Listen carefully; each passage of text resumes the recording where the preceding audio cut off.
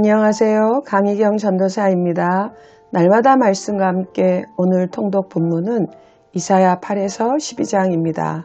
매우 방대하고 다양한 내용을 소개하는 이사야서는 그 어떤 선지서들보다도 메시아에 관한 예언을 많이 합니다. 그러기에 이사야를 복음적인 선지자 이사야서를 제5복음서라 말하기도 하지요.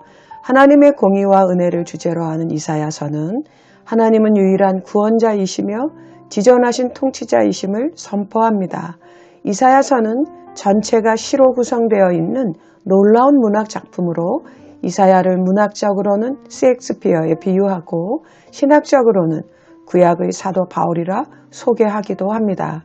오늘의 본문인 8에서 12장은 연속된 설교인데요. 그 내용은 이스라엘은 아수르에게 멸망할 것이며 유다도 아수르에 의해 환난당할 것을 예언합니다.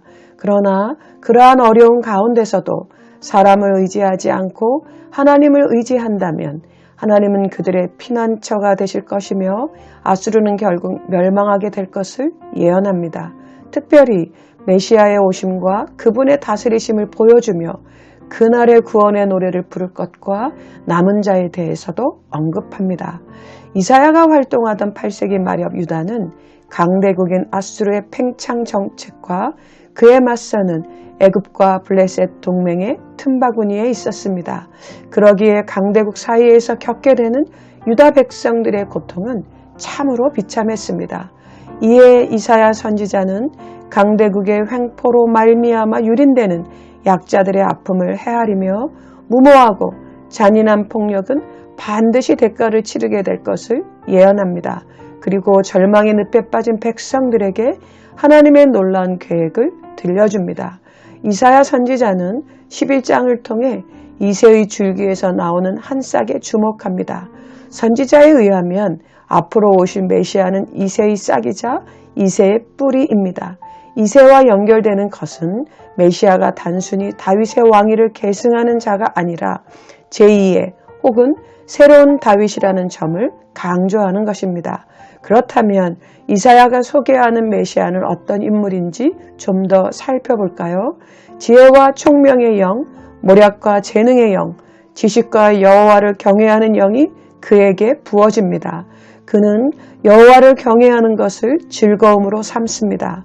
그는 눈에 보이는 대로 심판하지 않으며 귀에 들리는 대로 판단하지 않습니다. 그는 공의와 정직으로 가난하고 억눌린 자들의 권리를 찾아주고 잔인한 자를 단죄합니다. 그렇다면 이새의 뿌리에서 자란 싹, 메시아가 통치하는 세상은 어떤 모습을 보여주게 될까요? 11장 6에서 9절을 주목해 보아야 합니다. 한마디로 창조시 에덴으로 돌아가는 모습입니다. 이리가 어린 양과 함께 살고 표범이 어린 염소와 함께 눕는 세상, 암소와 곰이 벗이 되는 세상, 젖먹는 아이가 독사의 구멍 곁에서 장난하는 세상입니다. 모든 관계가 회복되는 참 평화의 세상입니다. 메시아가 통치하는 나라는 다름 아닌 창조의 질서와 원리가 회복되는 나라입니다. 듣기만 하여도 가슴이 설레이며 웃음을 머금게 합니다. 그렇다면 어떻게 이런 일이 가능하게 되는 것일까요? 이사야는 그 비결을 이야기합니다. 9절입니다. 하나님을 아는 지식이 물이 바다를 덮음같이 여호와를 아는 지식이 세상에 충만하기 때문입니다. 무슨 말입니까? 하나님을 아는 지식만이 세상을 회복시킬 수 있습니다. 하나님을 아는 지식은 창조주와 피조물 사이에 형성되는 관계의 가장 기본이자 핵심입니다. 사랑하는 시은서 교회 성도 여러분, 이제 우리에게 시선을 옮겨보겠습니다. 우리는 어떻습니까? 하나님을 아는 지식 속에서 살고 있습니까? 여기서 말하는 지식은 단순한 사고력이나 정보의 문제가 아니라 공감의 문제입니다. 하나님의 마음을 헤아리지 못하는 사람이 하나님을 안다 할 수 없습니다. 생명의 근원이자 그 생명을 보듬어 안고 또 북돋워 주시는 주님의 마음을 느끼고 그분의 뜻을 우리 삶에서 구현하고 있습니까? 요사이 우리 주변에서 들리는 소식은 고통 가득한 아우성 같습니다. 물가와 이율 상승, 서로에 대한 대립과 비난과 분노 등 도무지 평화 없는 소용돌이 속에 있는 것 같습니다. 이와 같은 때 우리는 어떤 모습을 지녀야 하는 것일까요?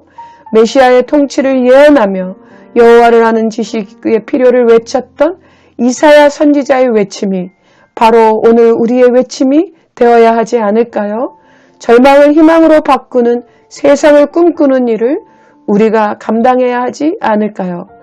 성도들은 어떤 사람들입니까? 바로 여호와를 아는 지식으로 충만한 세상을 꿈꾸는 사람들입니다. 우리는 이 꿈을 실현하는 주체자들이 되어야 합니다. 생명의 근원이신 여호와 하나님을 아는 지식과 그분의 마음을 공감하며 은혜 안에서 새롭게 세상을 변화시켜야 합니다. 우리가 먼저 주님의 손과 발이 되어 공의와 정의를 실현하고 생명의 회복을 실현하는 삶을 살아야 합니다. 사랑하는 성도 여러분, 우리는 연약하나 우리의 하나님은 연약하지 않으십니다. 그러기에 우리는 하나님을 의뢰하며 하나님의 생명의 역사를 이루는 주역으로 살아가야 합니다.